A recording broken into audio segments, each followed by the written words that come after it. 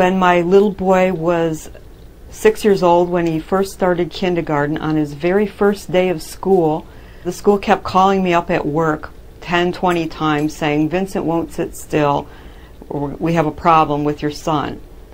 And they called me in for a meeting with the principal, a social worker, psychologist, and the teacher, and they said, "You're either going to have to put your son on Ritalin or we're going to put him in a school for special needs children." My name is Riley. Riley? I love cars and trucks and trains. Do you? I like race cars. The main symptom under hyperactivity, the one that is considered by the Psychiatric Association manual to have the most power, the symptom is, quote, often fidgets with hands or feet or squirms in seat. That's it. That is the most powerful symptom. So I took him out of that school and I put him in another school. Everything was fine for a while until they got the records from the other school. Then the same thing happened. They started calling me at work saying, "Vincent won't sit still, you need to come in and have a meeting." And again, I went to the meeting and they said, "You have to put your son on Ritalin or we'll put him in a special school." I took him out of that school and put him in another school, Sunnyvale. And that is where they called CPS, Child Protective Services, and when I was at work, they took my son out of daycare and they put him in an institution. When I got home from work, there was a card on my door from a police officer, and it said, "Please call me regarding your son." The Division of Family Services was originally set up to protect children, but I don't see that happening anymore. They're used as a way for people to report one another, for children to even report their parents. Instead of helping children, I see them going into homes, pulling these kids out of homes so that they can put them on drugs. I called the Sunnyvale Police Department, and then immediately I picked up the phone to call my mother. And the next thing I know, the police officer just came right through my door without even knocking or anything. He grabbed the phone away from me. He says, "You're not calling anyone." And he slammed me down. I thought, this guy's crazy. And so I started crawling away from him, and he grabbed my ankles so hard and pulled me back that I still have his fingerprints in my ankles to this day. They took my son and they put him in the children's shelter on Union Avenue in San Jose. And this is a locked children's facility. It's like a little child's prison. This facility has been audited by the state several times for code violations.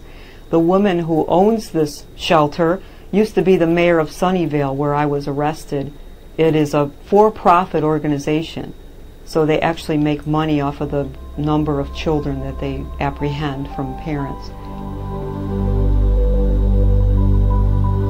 They put my son on Ritalin against my will, and I was just horrified. Every week when I went in to visit him, he would have bruises all over him.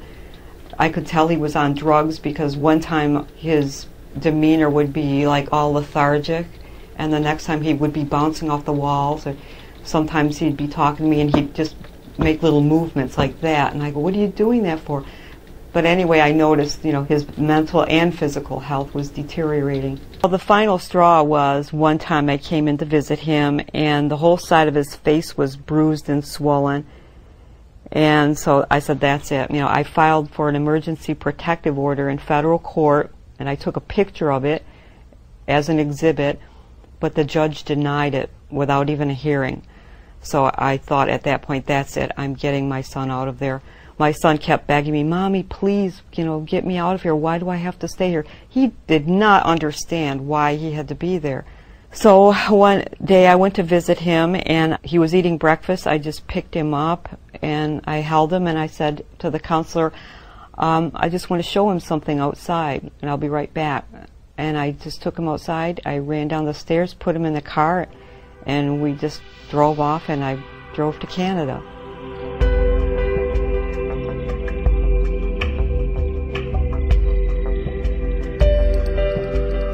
It is happening nonetheless, because it is orchestrated at the very uppermost levels of the U.S. Department of Education and more specifically Office of Special Education, in concert with the National Institute of Mental Health. We were happy in Canada. We were there for about 2 months. Vincent started coming back to normal. You know, my son was so happy. He kept turning the radio up in the car and he's going, "We're out of there, we're out of there." He was so happy. We were both so happy. We were ecstatic. I had no idea that they would pursue me in Canada. We were pulled over by the RCMP. They checked my license and he said, "Are you aware that the FBI has 2 warrants out for your arrest?" I said, "No, I didn't." But they actually had a $500,000 bounty out for me and my son. The U.S. authorities took my son back to California and they were going to try to charge me with 2 felonies, 10 years each. I spoke with a Canadian immigration officer who offered me political asylum. I stayed in Canada for 3 years. But I thought, no, I'm going to go right back down there where my son is, back in the belly of the beast and fight it. That was my only way I was going to get my son returned. So I came back to Santa Clara County and I spent 4 months in jail. Many people all over the world wrote to the DA and the judge saying, "Why are you doing this to this woman and her child?" And that support helped me to be released from jail. So now I'm free, I'm out of jail, but the problem remains. I still have no idea where my son is. I'm from Gary Null & Associates in New York City, and we're doing a story on Vincent Booth. And we wanted to see if we could interview someone. No. So I don't know what condition he's in. I'm worried about it. And I hope that the next hearing I have with Judge Leonard Edwards will result in a visitation with my son and eventual reunification. Most Americans will ask, how can this happen in America? I don't believe that this could happen in America. Well, it is happening. If there's one thing I've learned about this whole nightmare, it's that I never imagined how powerful the government can be. I had a perfectly normal life. I was a notary public. I had a perfect driver's license record for 35 years. Never got in trouble, never been in jail.